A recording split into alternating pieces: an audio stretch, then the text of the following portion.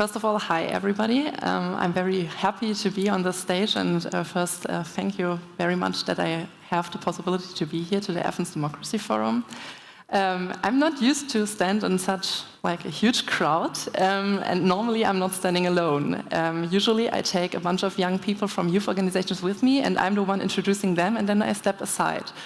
And that's kind of the role I normally have, because we as Bertelsmann Stiftung, or Bertelsmann Foundation, I stick with the English so everybody understands it, we have a new approach, and that's the thing I wanted to tell you about the last few days, and I'm actually very happy that I'm one of the last speaker today, because you actually saved me a lot of time.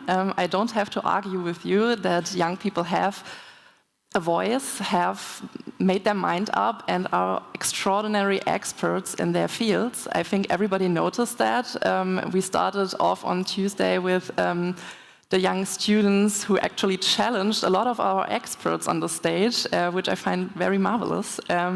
We also had like Nikki standing her ground for citizens' assemblies, and we had like yesterday Omar, who shook us up a little bit, inspired us, and also brought us to tears. And I think that are extraordinary examples for young people who should get the power to speak their mind on the same level as we as experts, foundations, politicians, and everybody in this room is. And I think that's something we should definitely take home with us, and I'm very happy that I don't have to do that in the depth I originally planned, so I'm not sticking to my notes now.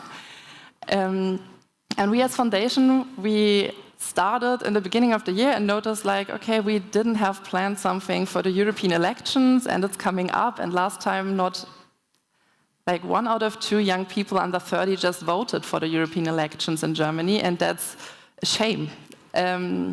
But that's not their fault. It's ours as persons in power, persons who are responsible and should lead instead of just telling them what to do. And I really want to tell you a little bit about the approach we had. We started like 6 months before the elections, and that's a very short time. So everybody who tries to do a project, that's very short. We also didn't have that much of a budget, and our approach is not to create ourselves, but ask the experts. So we asked the young people. And we developed a network, it's called Now Europe, and just gathered a bunch of young people who have websites, of course, but we also know, because as you see on the screen, I'm also in a youth organization myself, so I'm very known in the youth community in Germany. So I just took the phone in the hand and called a bunch of young people, like, have you something planned for the elections? What's going on? Like, what's your approach? And then we just gathered them. We just met, and I listened, and I pitched it to our board, our members in the foundation, and we came up with the plan. Let's just treat them as experts, as the ones in the field, and we are just the door opener for them. And that's kind of our role. So it worked quite well, and I want to tell you a little bit about a few of the examples we have. We had young people who came up with a plan. They wanted to go in schools, because the youth is the easiest reachable generation, because they have to stay in education for at least a few years. So they don't have a chance. They can sit and listen and sleep in the background and scroll on their phones while somebody in front is talking, as like normal people do in conferences and speeches. And young people aren't special at that too. So you notice directly if they are turning their heads down, then they're scrolling, they're on TikTok, and they don't listen anymore. So the approach isn't that I'm going on stage, even though I'm quite young myself, but we take 16, 17, 18, 19-year-olds from youth organizations, and they go inside the schools. They do workshops, they came up with a whole plan how they wanted to do that, and we just a little bit challenged them on that, like, have you thought about which material you want to use? Do you want to make like papers, or do you want to make a presentation in the end? What do you think? And help them a little bit develop their program. We also get them in contact with experts. So if they wanted to talk about European foreign policy, that's nothing you can learn from one day to another, and they probably aren't even that interested in the topic themselves. So they need somebody a little bit helping them along. So we get them in touch with known experts, some of them also here in the room. So that's something we as foundation, we know people. We don't just have money, as we heard, we also have a broad network we can use, and we try to use that for them. Also, schools don't get access for everybody. Like, you can't just call them like, I want to do a workshop, just give me a space. Then they say like, who are you? Why should we? So when we as foundation and known in Germany call them, they actually listen because they know us for so many years.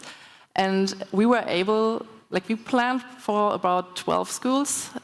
We reached about 45, and we had a list going way longer, but the youth organization didn't have the capacity in that short time period.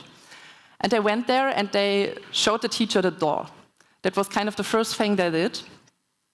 Because if you want to get into democracy, it isn't about the democratic process itself. Like, I think most of us in this room aren't that excited about laws, I think. At least I'm not.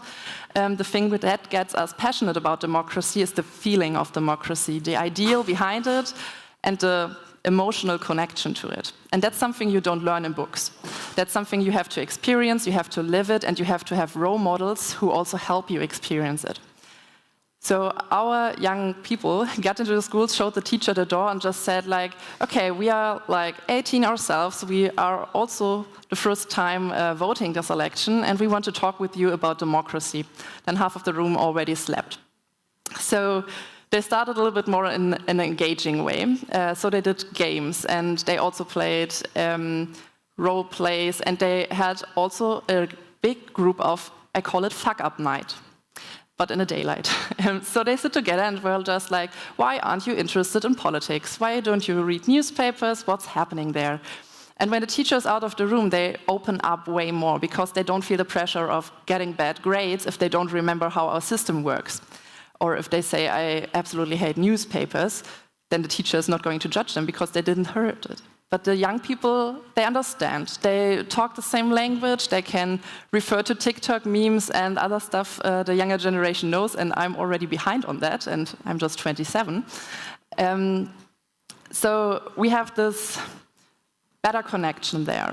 And just to enable young people to speak amongst themselves, and then also in other events, we had like a second part on that, events where they meet and talk with politicians. And I want to emphasize the with, because most of the time young people are able to attend certain events, but they sit in the background, they are able to ask a question, and they had to listen, but they aren't really seen as part of the population. And if we talk of democracy as power to the people, and power from the people, then it's people, not older people or people above 18, it's people.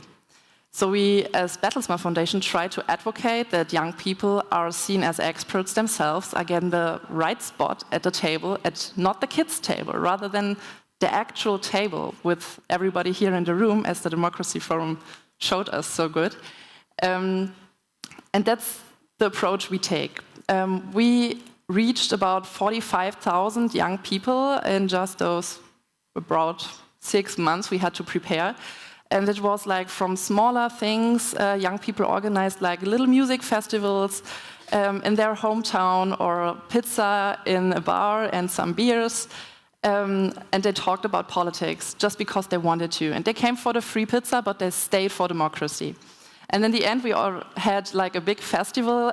One organization was able to get the European Youth Event, which some of you might know, to Berlin. And we had about 1,500 young people all over the world coming together.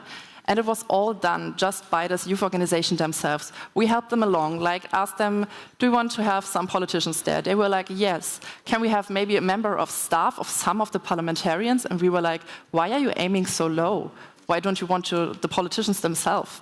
And they were like, yeah, they always ghost us. We don't ever get an answer. And I was like, no, we can help. Like, I asked my colleagues who are working in Europe, so we just came up with an email, just wrote like, yeah, you maybe missed the email, but there was a youth organization asking you to participate. I think probably it's getting a junk ordner, so would you mind like looking it up? And we also put the youth organization in CC as well. And then they got the answer. So in the end, it's not about talking to young people, it's talking with young people to get them emotional. And one group of those young people we brought from the schools to the European Youth Event actually tattooed themselves in the end with the European flag. And I think if you are so committed to the thought of Europe, to the thought of democracy, that you actually paint it on your skin, I think that's the commitment and the willingness to fight for democracy we actually need. And I think it's better if they develop it among themselves and are treated from us as experts. And I want to close, I'm not sure I've got 20 seconds, but I want to close with Obama. I'm sure everybody knows him. I had the opportunity last year to attend a speech of him in Berlin with a bunch of other youth organizations, and he was asked why he is hopeful for the future. And we had the question with the teens as well. And it really stuck with me what he said. He said he's hopeful for the future because of young people. They know what they want to do, and they just need the possibility to do it. And he ended, and he said he just is able to do it because he isn't president anymore. He said, we as older generation just have to remind ourselves to fuck up and get out of the way. And I really like this sentence. It really stuck with me, and I always quote him on that. So thanks to Obama, and I hope it sticks with you as well.